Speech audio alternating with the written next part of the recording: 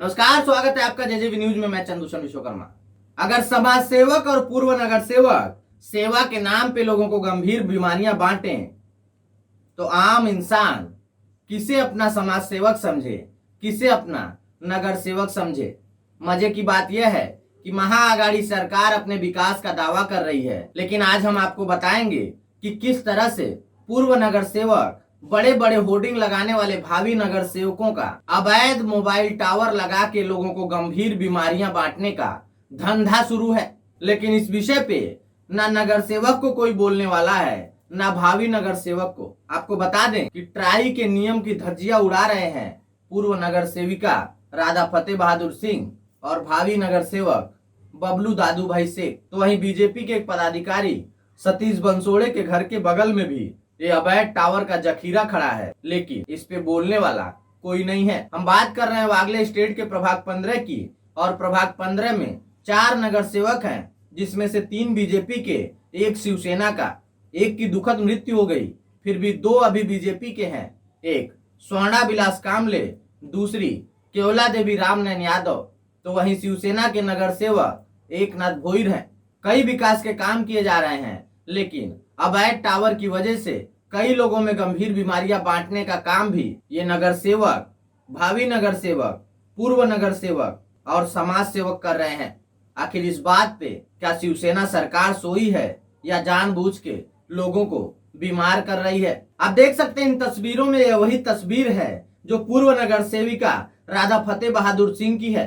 बता दें कि उनके घर पे, उनके कार्यालय पे यह अवैध टावर का जखीरा खड़ा है, लेकिन कार्रवाई करने के लिए ना शिवसेना के बड़े पदाधिकारी हैं और ना ही थाने मनपा आयुक्त हैं और ना ही कोई बड़ा अधिकारी। इससे यह साफ जाहिर होता है कि सत्ते के नशे में चूर ये शिवसेना की पूर्व नगर सेविका आज भी शिवसेना में है और शिवसेना के लोग जानबूझकर अवैध बीमारियां बांट रहे हैं। मैं सवाल करना चाहता हूं मुख्यमंत्री उद्धव ठाकरे से कि ठाकरे साहब आखिर अपने ऐसे शिव सैनिकों पर लगाम क्यों नहीं लगाते, क्योंकि आपको उस गद्दी पे बैठाने वाला यह आम नागरिक ही है और आम नागरिकों को आपके ही लोग गंभीर बीमारियां बांट रहे हैं।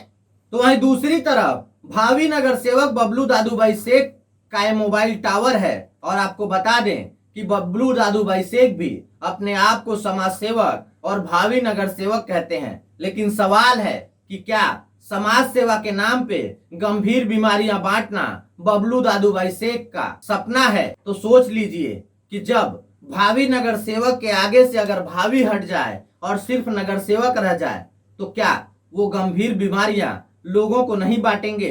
अभी तो 1-2 टावर है, हो सकता है कि नगर सेवक बनने के बाद गली गली, घर घर में अवैध टावरों का जखीरा ऐसे भावी नगर सेवक खड़ा कर दें और लोगों को गंभीर बीमारियों से तड़प कर मरते हुए देखकर मजा लें।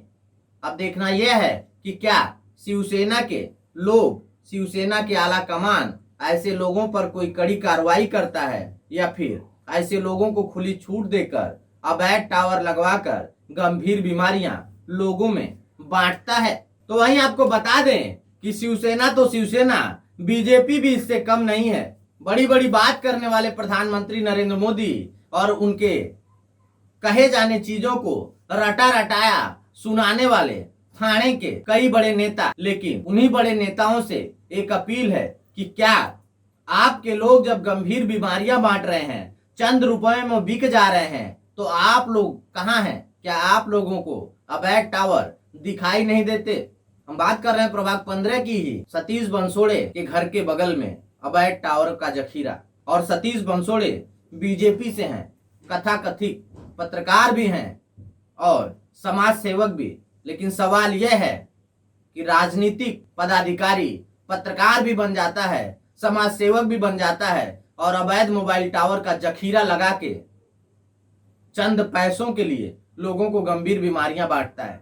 मैं पूछना चाहता हूं थाने के भाजपा नगर सेवक केवला देवी यादव से कि आपका इलाका है, आपने क्या किया?